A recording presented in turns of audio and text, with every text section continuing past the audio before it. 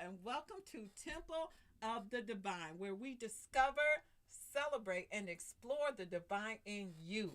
I am your host and your guide, High Priestess Makita, here every single Friday at 2 p.m. Eastern to help you on your journey. You are watching live on WJZZ Cool TV, the coolest station in the world, streaming live on Facebook, YouTube, Twitch, Twitter, and other top social media platforms.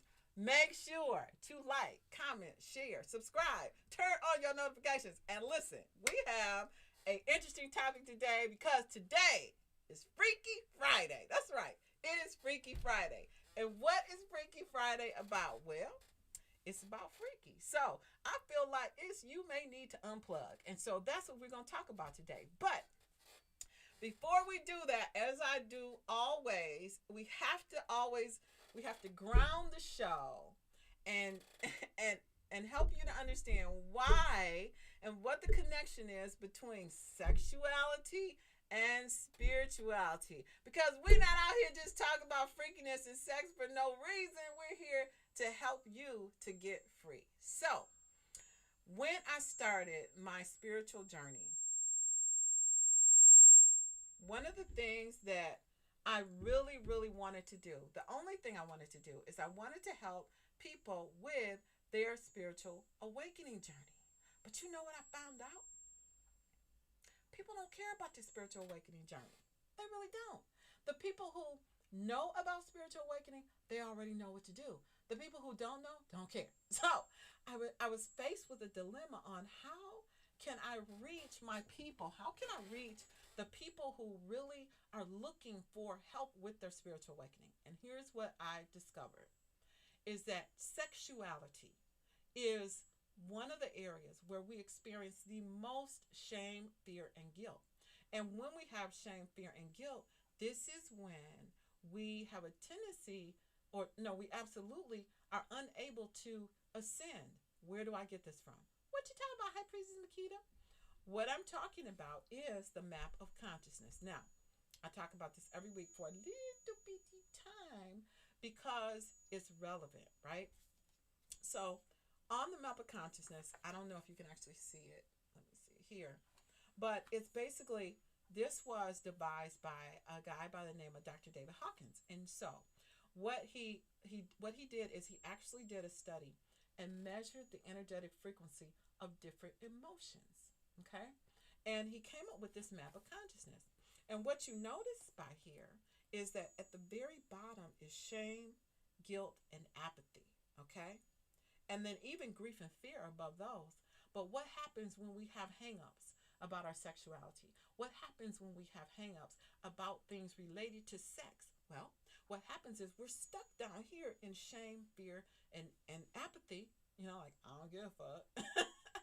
We're stuck there. And so what we want to do to help to what I'd like to help with, to help you to kind of be able to progress up that ladder so you can move more towards enlightenment. This is where Jesus, Buddha, Shiva, all those enlightened beings were all up here at the top of the map of consciousness. And that's where those who are spiritually seeking want to go. I know I do. I don't know about you, but I do. I want to be enlightened. And so, does that mean if you have an area like sex that you know where you do feel shame and fear and guilt? It's not every area of your life. Every area of your life, you're not necessarily going to feel that way. But as it relates to your sexuality, it's just that area that everybody seems to have some issue with, some concern with, some fear, some guilt, and it's not your fault.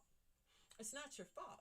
What happened is that over time, we picked up the beliefs of others. We picked up the beliefs of our family, our friends, our acquaintances, the media, our pastors or ministers or other people in our lives. We picked that up from them, right? And so that is why we have kind of these beliefs that cause us to be, you know, kind of kept in a box and suppressed in a sexual way.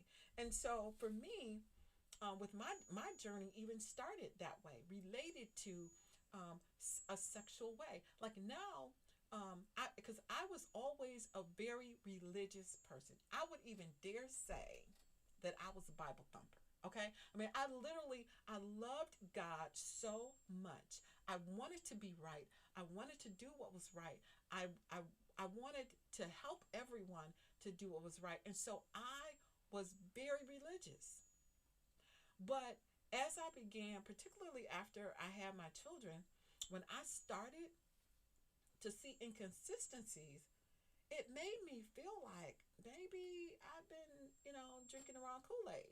I didn't know, I didn't feel like things were right. And I felt shame and guilt around masturbation, to be quite honest. Now we're politically correct and we call it self-care, right? But back in the day when I first had this experience, I felt like one, I was married. Two, I was very religious, very devout, and but three, I had these desires and I had these feelings, I had these urges. And so I was like, one day I remember I was just like, well, wait a minute. God sees everything anyway. God knows what's in my heart. And so, you know what? I did what every kid who has a good relationship with their parent will do. I went to daddy and I was like, or mommy, depending on what your viewpoint is, right? And I was like, you know what? I don't understand. Why is this wrong? Why was something that's supposed to be, that's supposed to be good be so bad? Why am I not supposed to do this? So I said, you know what? I'm about to do this. And I don't know if maybe I'm gonna get struck by lightning.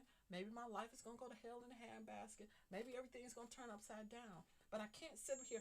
For me, it was an issue of feeling like I was hiding something. I felt like I wasn't being completely transparent with God, if that's even, and that's what had me thinking. Well, how is that even possible to not be transparent? Infinite intelligence is everywhere. Whether you call infinite intelligence or God or whatever you refer to infinite intelligence as or source, they're everywhere all the time, watching, seeing everything. So I was just like, hey, I'm about to take care of this. I don't know what's going to happen. My life is going to change. I'm about to bang one out. And you know what? Nothing happened. Well, no, that's wrong. Something did happen. So when I allowed myself to engage with the thing that I had a desire to do, in other words, when I followed my preference, what happened is I began to understand things about life that I never understood before. It was almost as if infinite intelligence had this test for me that said, look, you got to overcome this shame and fear and guilt. You might as well come clean with me because I'm everywhere anyway. And once I did that, once I passed that threshold, okay, then I began to see things in a different way. And so I believe that you are again at a threshold. If you're experiencing fear or guilt, or maybe you just don't care anymore, apathy, you're down here at the bottom. And so if you don't care about your spiritual awakening, you don't care about progressing and becoming more enlightened, then you don't care. It's cool. No judgment. But if you do care about being more enlightened, if you do care about being more connected with source, then here's the thing. You have to transcend this area. And this is an area where everything in your life can be perfect. Everything else in your life is wonderful. But if you have shame or guilt or apathy in this area of sexuality, then guess what? You're always going to be suppressed in some way. It's always going to be something that's going to be kind of like holding into the back of your mind, preventing you from growing and becoming the divine being, becoming the greatest version of your divinity as possible. Okay? So that's why we do this show, and that's why we talk about sexuality, because I believe if you can get sexually free, if you can connect with your sexuality, then you can begin to love yourself. And once you begin to love yourself, now you're open to begin to explore different things about you in this experience, because you are a spiritual being living a temporary human experience in a body. That's what makes you so special, is that unlike, you're not an out of body energy, you're an in body energy. And of course, because we have a in body, oh, we have a caller. Oh, we have a caller. Okay, but I'm gonna keep talking until I hear your voice. Speak up, caller. Okay, when you call, speak up, okay? And then I'll know you're here and I can recognize you. So, what was I saying? Oh, so because of that, because we have this body, we're here and we have to operate this body. We have to learn how to be a spirit body. And guess what? This body wants sex. This body gets aroused. This body has energy centers. This body has physical touch. It has senses. It wants to be fed. All these different things that are in that experience. Now, that's not bad. It's a good thing. And in fact, today I had a revelation that you are actually, you're in the leadership development program.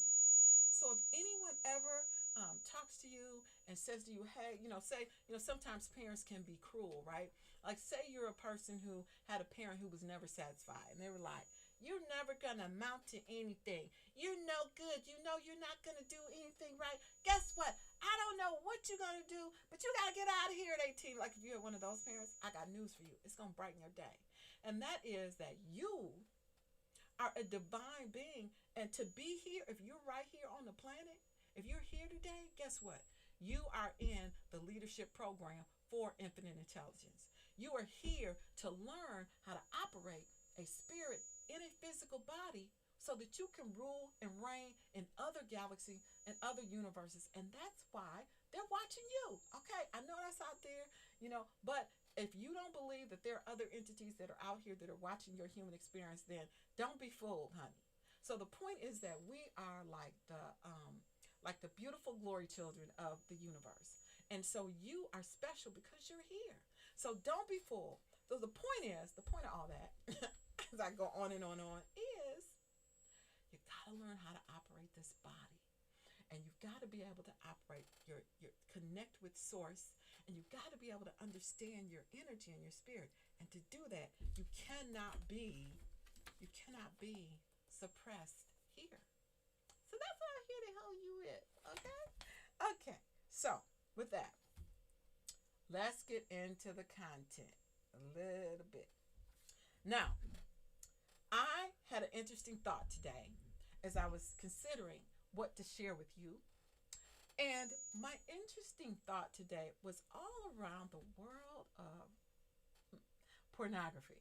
So what we're going to do today, I'm going to share a little bit with you about sexual arousal, what it is. I'm going to share with you a little bit about pornography and what's going on with pornography these days, particularly with COVID.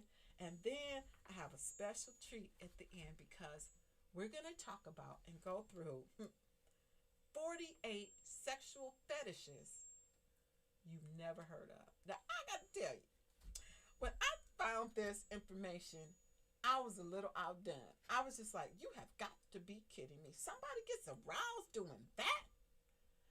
And then I remembered that we are in this body. And so sexuality, sexual arousal, sexiness, everything around the sensation of enjoying and experiencing that part of us is natural. What's not natural is to suppress it. It's unnatural to suppress it. But we suppress it because otherwise we wouldn't be able to get nothing done. People would be having sex all the time. We wouldn't be able to get anything done at all. We might be able to grow some food to feed ourselves, but that'd be it for a time. Then after a while, I think you get tired of it, and then you go on and progress, right? Progress up here. You get up here, you get over it, and you progress. But it was just amazing to me how many fetishes there were until I connected with, of course there's fetishes, because we are physical human beings and we have desires, and it's all connected to what experience we came to the planet to have. So as part of the leadership development program, you came here with a specific purpose and a destiny and a thing you want to experience, and maybe that calls for you to have a certain sexual experience. It's no judgment, but maybe it's for you. And so you can't punish yourself or not love yourself because somebody outside of you says that the thing that you desire is wrong or bad. You have to understand that you are the person who owns your experience, not anyone else. Okay? And with that, I want to let you know you're watching Tempo the Divine live on Wjzz Cool TV, the coolest station in the world, streaming live on Facebook, YouTube, Twitch, Twitter, and other top social media platforms. Make sure to, call me at 313-355-6018. Call me, call me, call me. But also like, share, comment, turn on notifications. Let your friends know this crazy lady is up here talking about sex and spirituality. Girl, honey, you need to check it out. And really, like, I always knew it was funny the way you was looking at that cave, honey. Anyway, do that, do that, do that. And we're here every Friday at 2 p.m. Eastern. So with that, let's get into the content. Oh, one more thing I want to say on this prior topic of setup is that I know that there are bad people out there. Like, I know there are people who are lewd and lascivious, whatever you want to call it. But what I want you to understand is that, and I know I get a lot of flack for this, there is no good or bad. Every action and interaction is neutral, but it depends on the interpretation of the people experiencing it and whether or not you're connected and aware of whether that was something you wanted to experience. So I'm specifically focused on the people who are looking for a spiritual experience, trying to be able to connect and interpret a lot of the things that are going on in their life so they can get free. There's some people, however, who are experiencing exactly what they want to experience, and you may determine that it's bad. But again, I want to emphasize, just like we don't just like I don't judge you, you can't really judge others if you want to be free yourself, because the minute you judge somebody else, now you subject yourself to judgment. You're either going to be judgment free or you're going to judge. This is the judgment free zone. Okay? Okay. So with that said, when I saw, so let's talk about when I saw the number and the type of sexual fetishes that exist or have been chronicled and documented, then I began to think, well, okay, I'm pretty open-minded, but I was like, really? Really? Oh, okay, that's interesting. But then, so that made me go, well, okay, wait a minute. What is sexual arousal anyway? Like, what is it? Because some people got some very interesting ways of being aroused. So I'm like, what is it? So I did what every sound person does. My age, they go to Google. Now, if you're a teen, you probably go to TikTok. But for me, I went to Google. Okay. I'm like, okay, what is sexual arousal? So I found a definition.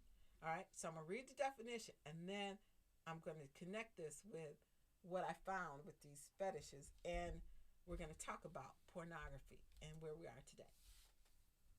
So, you ready? Are you ready? Call me if you're ready. Now, call me if you disagree with this definition. Call me if you have another definition. But call me. 313-355-6018. Okay. Sexual arousal. This is from Wikipedia. And you know what? I don't know if you want to look this up or not, but I printed this off and I had no idea. Look at how many pages. I just had one question. I wasn't trying to look for all this right here. And you know what? It has pictures. So this is a topic that you're like really interested in. There is pornography, even in well, not pornography, but I'm not going to show you because Facebook will cut me off, but there's pictures in here. But anyway, I digress. Okay. So, sexual arousal, also sexual excitement, describes the physiological and psychological responses in preparation for sexual intercourse or when exposed to sexual stimuli. Now, when I first read this, okay, I only read up to the or, and I was like, oh, they wrong. They don't know what they're talking about. That, whether you about to have sex or not, that don't have nothing to do with whether you're aroused or not. I was like, no. But then they had the other part, or when exposed to sexual stimuli. Now, you stay to the end of the show. We're going to talk about some of these other ways that people get sexually stimulated. But the point is that There's a plethora of ways that you can be aroused sexually. And the thing is that we have to remember is it sexual energy? It's energy. Everyone has it. Everyone experiences it on some level. So there's different things you can do when you're experiencing the sexual energy, a heightened level of sexual energy. Okay? The one thing you could do is you could just act on the sexual energy. You could just be like, hey, I'm about to get busy. What's your name? Okay, hello. You could do that. The other thing you could do is you could suppress it. You could go, oh no, I'm not going there. My morals and my guidelines say that I should not behave in that manner, and therefore I'm not going to go there. So I'm just never mind. Or you could even, so you could suppress it in a moral way because you're not making that decision. You're allowing your beliefs to make decision for you. Or you could suppress it intentionally to transmute that sexual creative energy into something you're doing.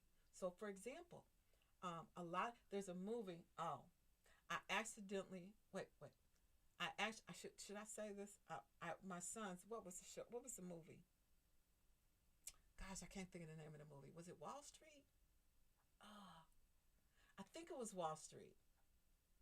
And there was a guy. There was a scene in the movie. There's one guy who was really like, you know, he was making it happen, right?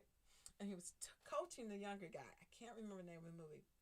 And as it turns out, the way he was doing what is considered transmutation of sexual energy because he would self pleasure. I'm gonna use the PC term, and think about money, and this would help him to create the success that he created.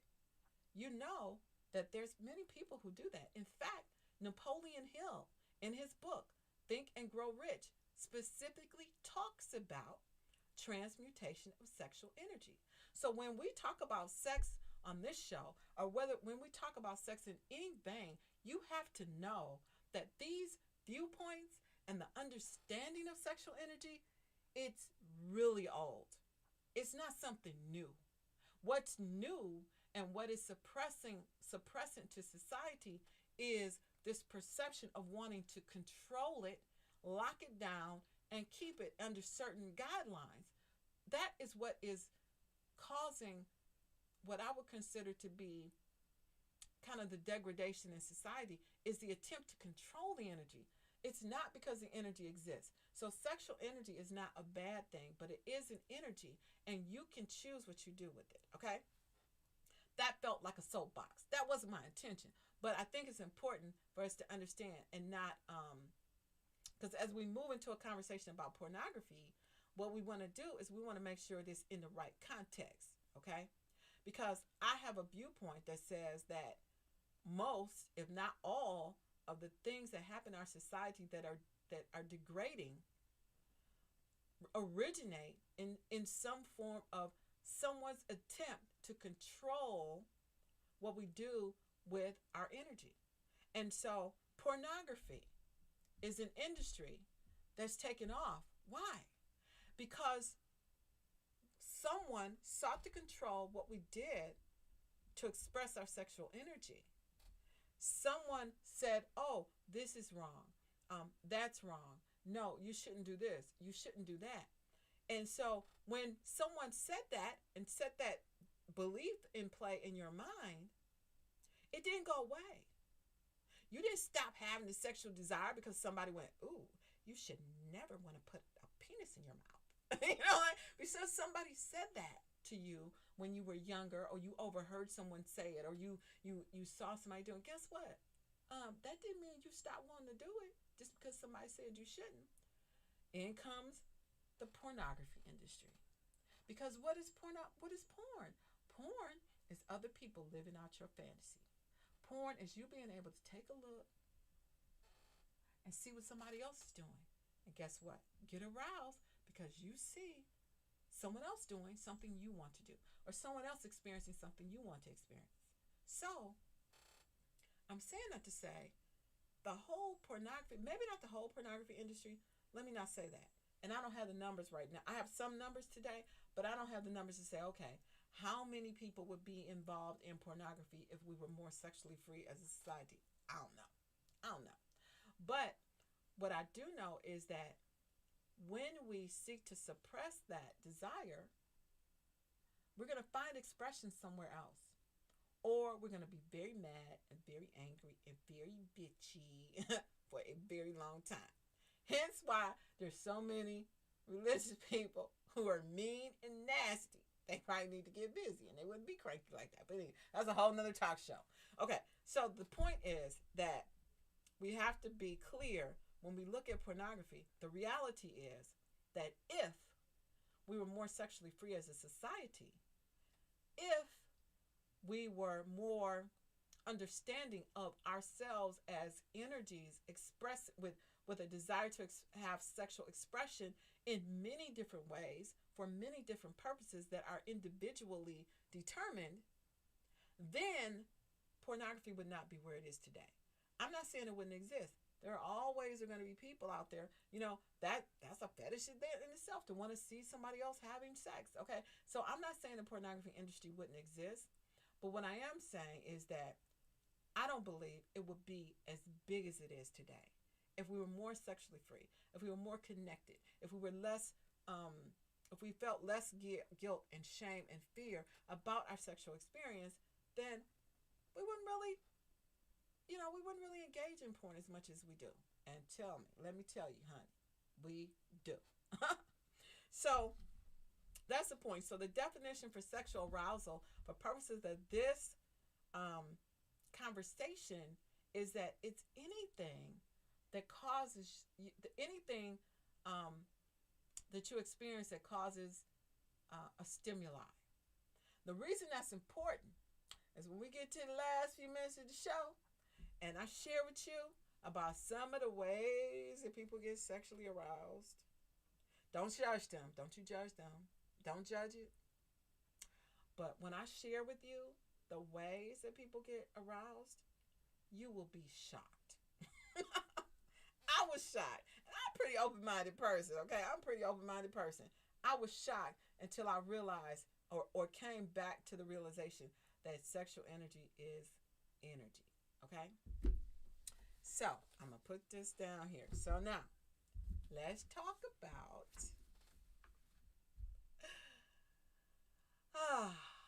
pornography on the internet. Now, I remember back in the day, it used to be you just had a magazine, right?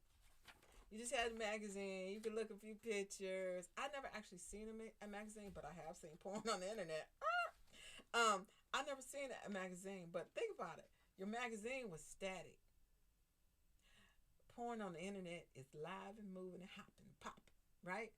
So just from a sheer standpoint of fascination, there's going to be people looking at porn on the internet. And so a lot of people think like, oh, that's wrong. You shouldn't look at porn. But you know what I read today? A lot of times people will think that people are looking at porn. It's like, oh, you're deviant. Oh, there's something wrong with you. Oh, blah, blah. That's weird. But anyway, it's not that. It's like a coffee break. I'm gonna share some numbers with you today about the number of people that access porn on their employer workplace computers. Okay? Just think about it. You at work, okay, you sitting next to, you got Rob on this side, you got Susie over here, you got your little cubicle and stuff. And we're going to share some numbers on how much time they spending on the internet looking at porn. So, you never know what your buddy next to you in your cubicle is thinking about. But I'm just letting you know, it's not always about the work that needs to get done. And it's not always about, the sporting event. There's a whole bunch of other stuff going on that you probably weren't thinking about. That you might later down, you might be like, ew. Then you're going to be looking at people like, okay. Or you can be like, dang, she done peeped me out. I actually, I do peep every now and then. I look at the porn on the internet and, woo, that guy had a big one. I mean, you know what I'm saying? Like, it's not that deep. It's not something where we should be all weird about it, but it does tend to be. So anyway, let's talk about, speaking of which, internet Internet pornography by the numbers. This is by Web Group. They actually track, um, they can track numbers for what's happening on the internet, right? And this is internet pornography by the numbers, a significant threat to society. Now, I think that's a little bit dramatic, personally, because the threat to, let me just address this real quick. But before I do that, you are watching Temple of the Divine. I am your host and guide, High Priestess Makita. You're watching live on Wjzz Cool TV, the coolest station in the world. Broadcasting live on Facebook, YouTube, Twitch, Twitter, and other top social media platforms. Do not forget, as a matter of fact, call me. Call me. Call me. 313-355-6018. Listen, I know you got something to say. Even if it's just to say, girl, you crazy. You should call me and tell me I'm crazy. 313-355-6018. Come on and call me. And I'm happy to chat with you because I'm telling you, this is actually, I'm making light of it, but it's very serious. It really is. Because from my viewpoint, I see what's happening to society, and it has nothing to do with pornography. It has to do with you needing to understand who you are. And then you can control all the other stuff. But it's kind of like, it's like controlling the ability or the desire to control sexuality of the masses has resulted in you being in a position where you think that you don't have control. You think that, oh, I'm in a body and sometimes I just have to have it. You think you don't have control, but you really do. And the minute that you realize that you do have control, the minute you realize that you can make a decision and say, you know what, I do that because I prefer to do it. I like to have a sexual experience of this type, and own it, you will become very, very powerful, and you will be a force to be reckoned with. But as long as you're dealing with your sexuality in the sense of, oh, it's wrong, oh, it's something secret, I better do it over here on the website where nobody can see me, or I better do it over here with my freaky friends. Okay, as long as you're dealing with it that way, then you're never operating in your power. You're always operating at a lower frequency when you're hiding and you feel like you got to sneak and you're being, shameful and guiltful about it. So, don't do that. Step up. Own your freakiness. It's Freaky Friday. And then claim your power. So anyway, let me keep going. So, this is internet pornography by the numbers, a significant threat to society. Okay? Now, I personally think it's a little extreme. I think that one of the things that we do in society is we got to find something to associate with or to identify with. And every time we find something to identify with, what all you're doing is you're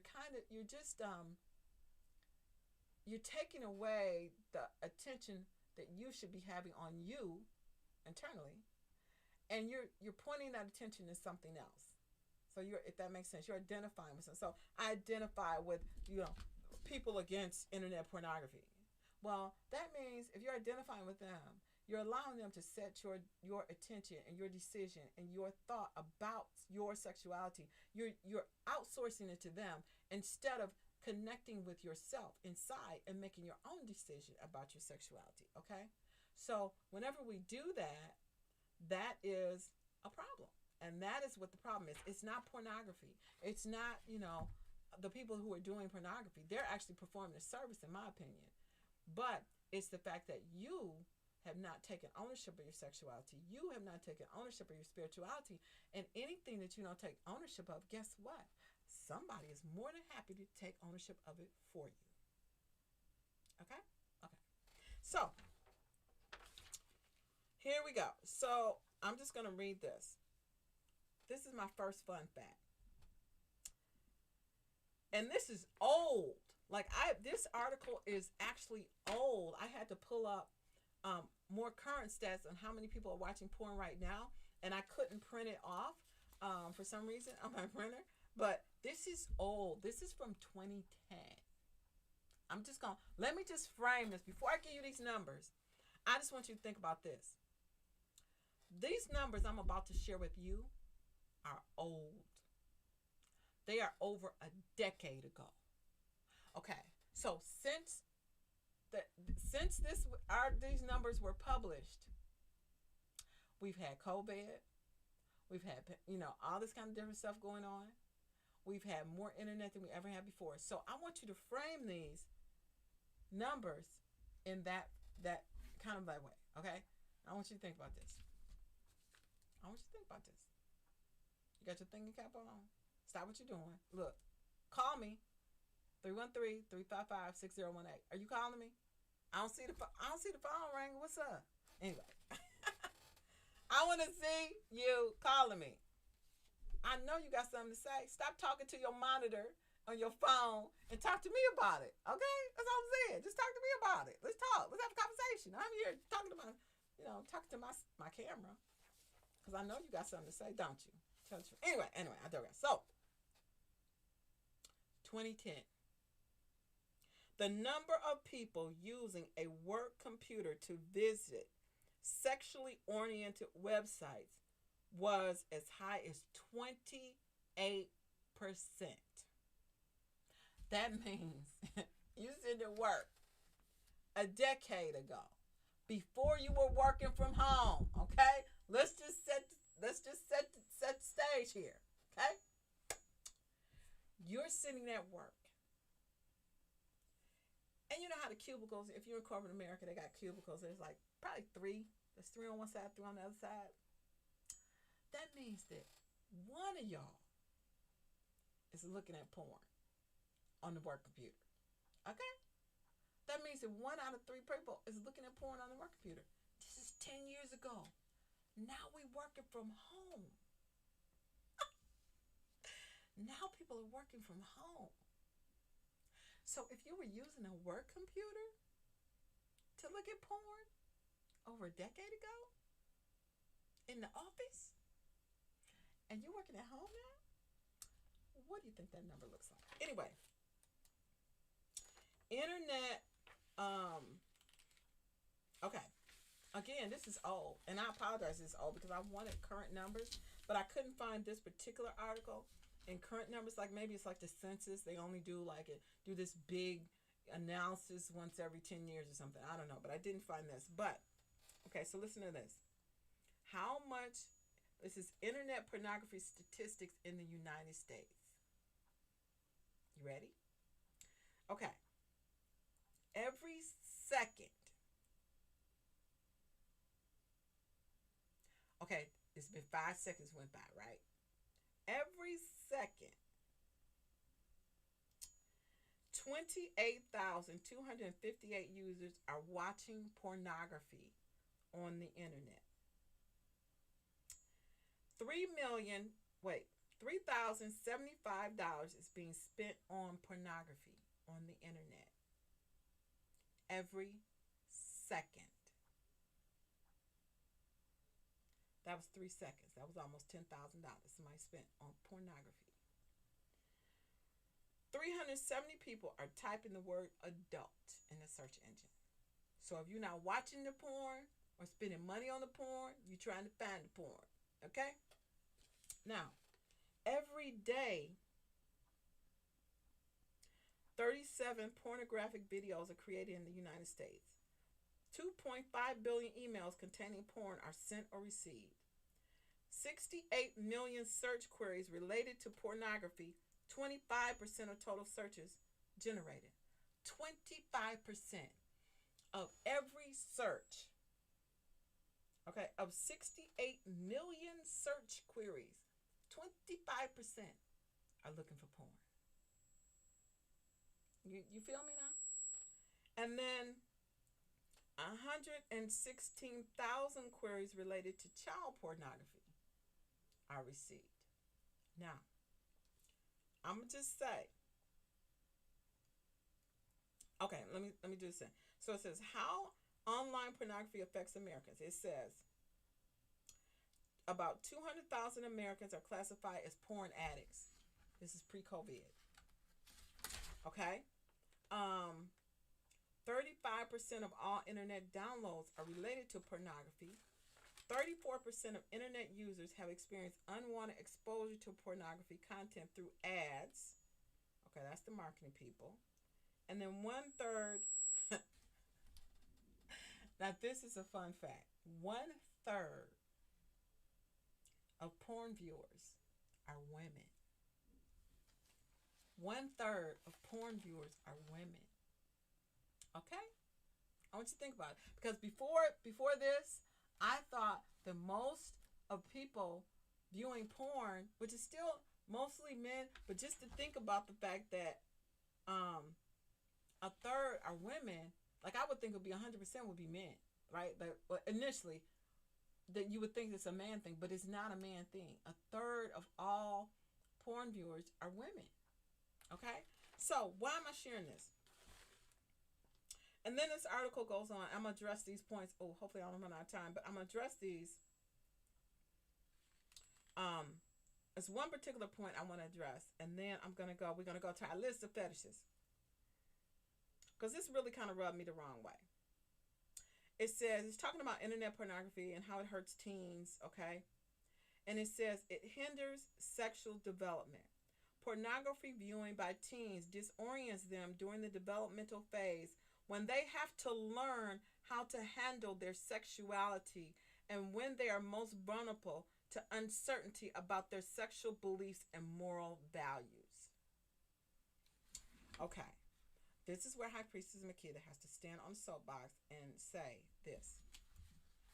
And you call me if you disagree. I'm like, cool, call me. I don't, it's okay to disagree. But what really rubs me the wrong way about this statement is it says, the developmental phase when they have to learn how to handle their sexuality and when they're most vulnerable to uncertainty about their sexual beliefs and moral values. Who determines sexual beliefs and moral values? See, this is where we mess up. This is where we fall off, okay? Because no one should be determining your sexual beliefs or your values but you. Sexuality is to be discovered, not to be dictated, not to be directed, not to be controlled, to be discovered. Now, within safe boundaries, of course, okay? But it's to be discovered. So the underlying statement in this to me says someone, a human being, has determined a standard of what sexuality, of what sexual development should be like, and what beliefs and values should govern sexuality. And that someone is saying, gosh darn it, the internet is getting to them before I am. The internet is getting to them before I can pervert their view of sex into making it something nasty. The internet is getting to them before I can let them know that that behavior is not okay based on my standard. The internet is getting to them before. Now, you know what? Because it's not supposed to be dictated, it feels like to me that those who seek to control sexuality are a little bit pissed off because the internet is there. And it's getting to the teenagers before they can get to the teenagers. But what I say is this to the teens. This is what I'm going to say to you. Your body is your body. And no matter what your parent does, I did things when I was a teenager that my mama still don't know about. Okay? You cannot protect and keep your child from having a sexual experience. But you can develop in your child a bunch of hang-ups and issues and things that make them feel dirty and bad when they need not be. This is why there's so much, one of the reasons why there can be so much teen, suicides and things like that. Because when we have these morals and values that we put onto people, and they have inner feelings and inner experiences because they are spiritual beings in a body, and they experience these desires and things that are drawn to them. When we set up this standard and we say, oh, that's wrong, that's bad, that's immoral, that's nasty, that's what's wrong with you, you need to go see somebody, then you know what they do? They believe you. And then they start to think that there is something wrong with them. And then they start to think that there is something weird about them. And then, you know what? They cut their lives short because they don't want to disappoint somebody in their life. So I'm saying to you, leave the teenagers alone. Let them play with their bodies if they want to. Just be safe, y'all. Just be safe.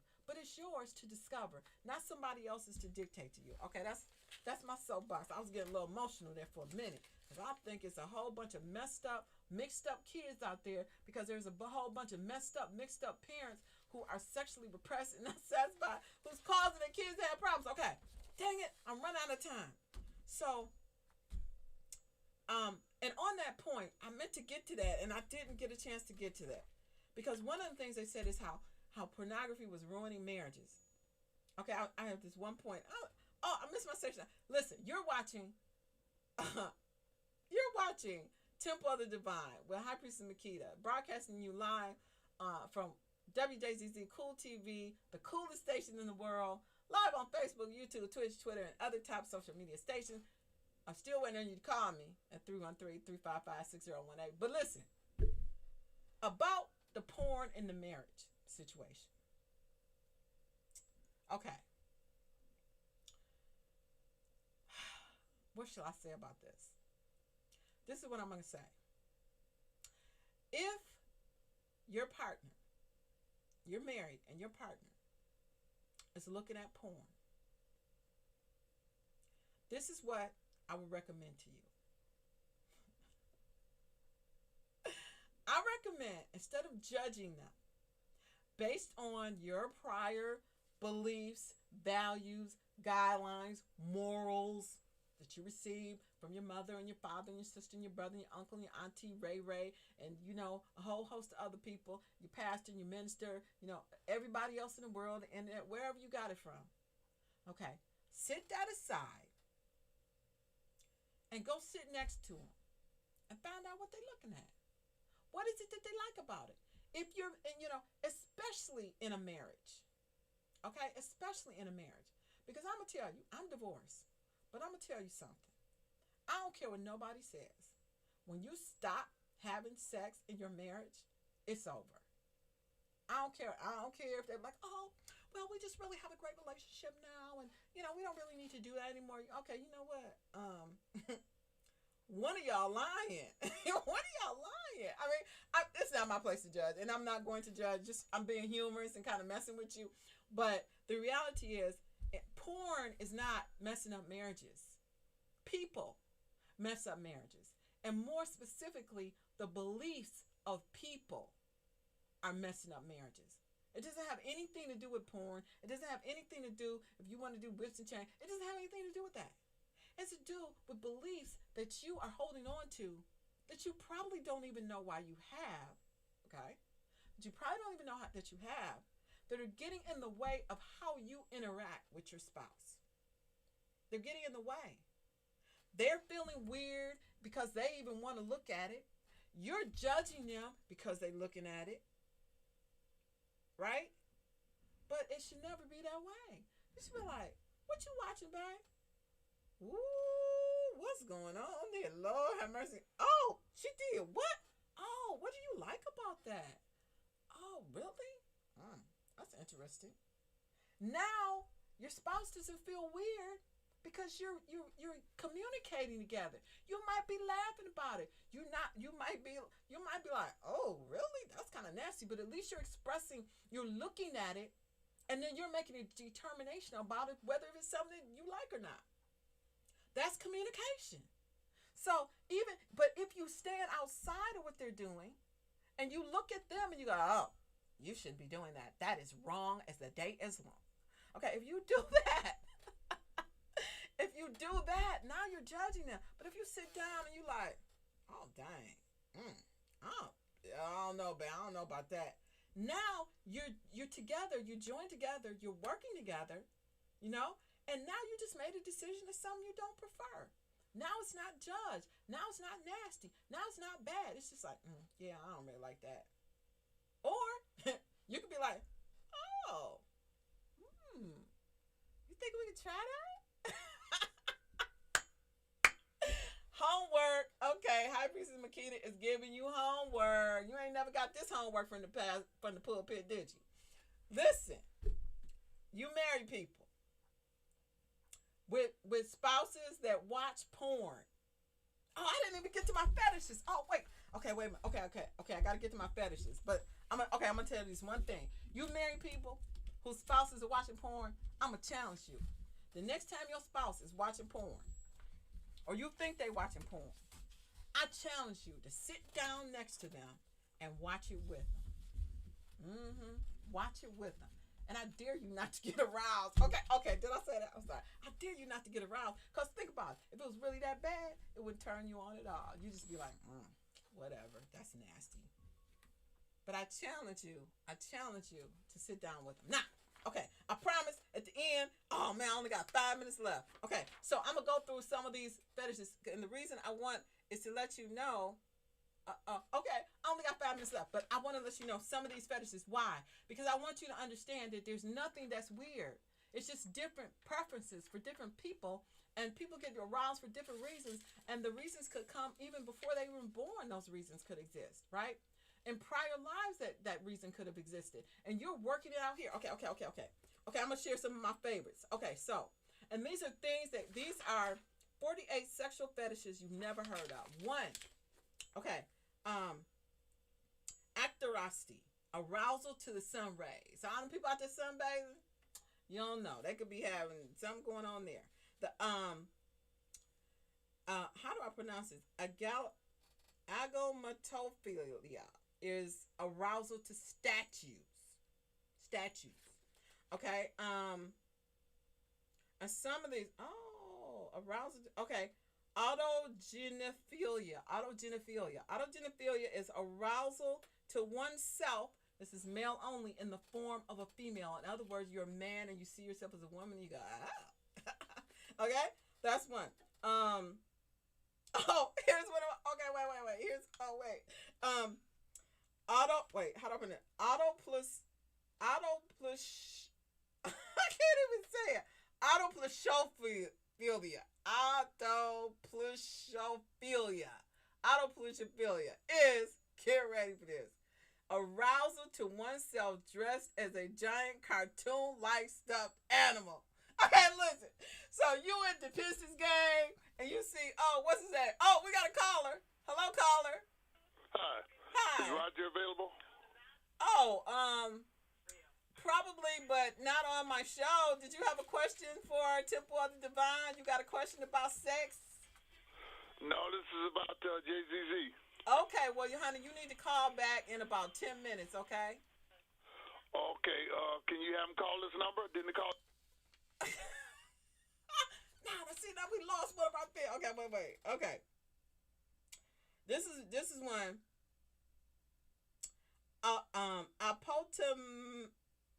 Apotemophilia, arousal to oneself as an amputee. See, all these things are related to prior experiences. So when you come here, and this is deep, we can't get into this right now, but let me tell you, I'm kind of making fun of these, but the thing is that these things that people are drawn to, whether it's you get aroused looking at a statue, you get aroused at yourself just as a woman, you get aroused at, yourself as an amputee. Those come from prior experiences that you're working out here on your existence on the planet. So it's not like somebody's just weird. No, there's a reason why you have a desire. There's a reason why you're drawn to a certain thing. Okay? And that's why you can't judge yourself. You have to love yourself where you're at, because wherever you're at is where you're supposed to be. And so the first step is for you to be okay with being you, wherever you're at, whatever you like. Whether you like, I'm going to stop trying to pronounce them and just say what the fetish is. So there's arousal to feces, arousal to older adolescents, arousal to displaying one's sexual organs in public, arousal to objects that have been in physical contact with someone you like, blah, blah, blah. Okay, so I got 1 minute. And I'm mad because I didn't get through all these. But you know what?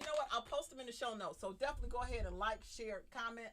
And I'll post this link to this article in the show notes so you can read about all those things yourself. Maybe you find yourself in the list.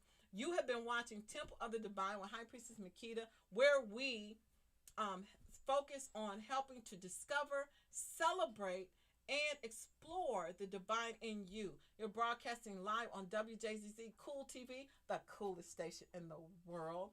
I hope that on Facebook, YouTube, Twitch, Twitter, and other top social media platforms. I'm so glad that you're watching the show. I hope that you learned something. I hope maybe you got a laugh or two. But most importantly, I hope that you're able to set yourself free from any judgments or anything that you find that's holding you back and keeping you in shame, fear, and guilt as it relates to sex, you're okay. There's nothing wrong with you. You just need to love yourself so you can progress. This is High Priestess Makita. Thank you for watching, and I'll see you next time on Temple Divine, WJZZ Cool TV, the